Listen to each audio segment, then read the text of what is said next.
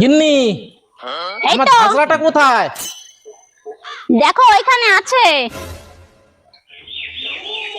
উনি যে কি রাঁধুনি সে তো আমি জানি। লোকে বলে ওনার রান্না খাওয়া যায় না, তবুও হাতাখল দিয়ে দৌড়াদৌড়ি করবে। কারা যে ওনাকে বায়না করে নিয়ে যায় কি জানি। গিন্নি, কি হলো? আজকে একটা রান্না এসছে অনেক দূর থেকে, 5,000 লোকের রান্না, সব আমি একা রান্না করব। তুমি কি রান্না করতে যাচ্ছ না আড্ডা মারতে যাচ্ছ? এই ড্রেসে তুমি রান্না করতে যাচ্ছ? তুমি দেখেছো আমার কত নাম ছড়িয়ে যাচ্ছে চারিদিকে?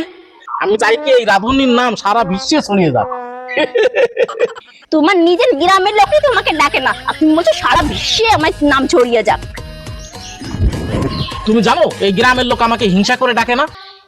আমিও জানি, গ্রামের লোকও জানে। তোমার রান্না খেলে পেট খারাপ করে। কি রান্না করো তুমি? তুমি যে কদিন এই গ্রামে রান্না করেছো, তোমার খাবার খেয়ে লোকের পেট খারাপ হয়েছে। তোমাকে কেউ ডাকে না এই গ্রামের লোক। সবাই হিংসা করে আমাকে। হ্যাঁ, তোমাকে হিংসা করে। যে রান্না করো তুমি। এই আমি কি তোর শত্রু নাকি? হ্যাঁ, তোর কোন অভাবটা রেখেছি বল? এই তেল, হলুদ, জিরে, মশলা, আদা, রসুন, পেঁয়াজ, গরম মশলা সবই তো তোকে এনে দিই। এসব যদি কিনে খাওয়া লাগতো না, বুঝতি ঠেলা। লোকের বাড়ি থেকে ব্যাগ ভরে এনে দিত আর বসে বসে খাও। এই বালতি ভরে ভরে ভাত, ডাল, মাছ, মাংস, চাটনি, দই, পাঁপড় সবই তো এনে এনে তোমাদের খাওয়াই। আর বড় বড় ডায়লগ মানে। তুমি যে রান্না করো, তোমার ওই রান্না আমি খাই না, ফেলে দিই আমি। রান্না নিয়ে এবার প্রশংসা করছে। কেন কিনি ফেলে দাও কেন?